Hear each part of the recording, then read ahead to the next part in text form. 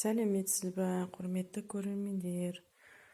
Бүгін біз осындай көрпе көктедік. Клиентіміз осындай көрпелердің чехолдарын алып келді. Соның ішіне синтепон салып көктеп беріңіз деді. Синтепонды орташа қалыңдықтағысын алдық. Соны салдық та шетінен 10 сантиметрден сызып алдық айландырып. Сол 10 сантиметрмен бір көктеп алдық, айландырып отырып. Содан кейін ортасын тура бөліп, мынандай дәу ромбик жасадық. Демелеп. Тағы да былай істесе болатын еді. Синтепон болғаннан кейін, оған онша да қатты көп көктеген керек емес. Былай да былай ұсталады. Мынаны біз ромбик қып жасадық, майда ромбик.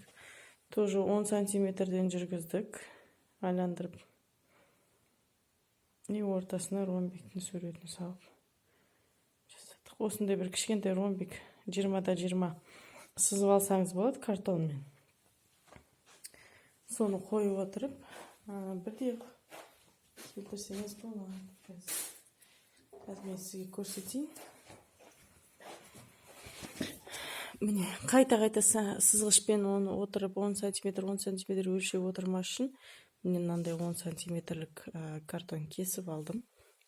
Соны осылай қойып отырып 10 сантиметр сызып аласыз. Содан кейін мынандай бұрыштарға келген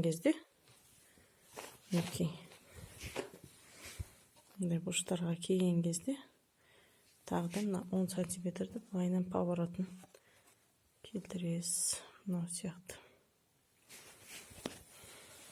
Ал енді мына ромбикқа келсек, бір ромбикті осылай бір ортасына келтіріп аласыз. Шетіне. Мына жақтан сызып аласыз. Былайынан мынаны 4 бұрышты айландырып сызып алсаңыз болады.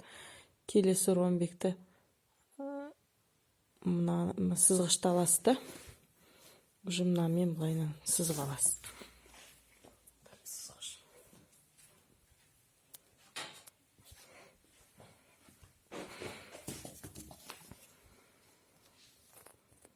Мінекей ромбикті қойдық. 4 бұрыштан қойдық.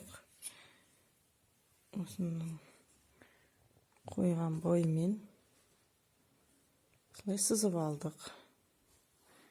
Сызып алғаннан кейін осы сызықтың үстінен тағы да мына жақ бетінен біреу, мына жақ бетінен біреу былайынан сызып, былай сызып аласыз. Мына жақтан тағы сыза бересіз. Бойлап.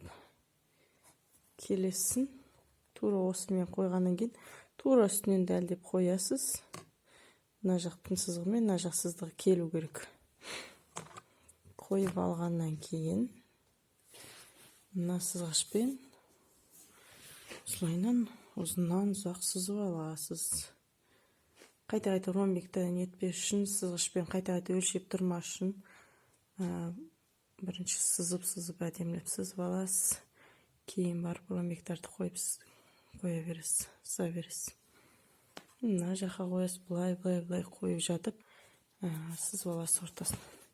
Ортасына сурет жасаңыз келсе де, қағазға, газетке, бірдеңкеге гүлдің суретін, бірдеңкесін сызып алып, осы ортаға қойып, немесе жүрекшені қойып, соны шет жақтарын айландырып, көктеп тігіп аласыз. Осындай қағазбен лекалар жасап отырып жасасаңыз болады. Қағазбен, сызғышпен сызып алып, сонда түзу болып шығады, әдемі болып шығады. Міне, бір қалыпты, бір линияның бойымен. Осындай жасасаңыз болады. Мынандай шпаргалкалар жасап алсаңыз болады қолдан. Сол құрметті көрермендер, сұрақтарыңыз болса қойыңыздар. Келесі сабақта синтепонды ішіне қалай салу керек екенін түсірем. Соны көрерсіздер. Сау болыңыздар.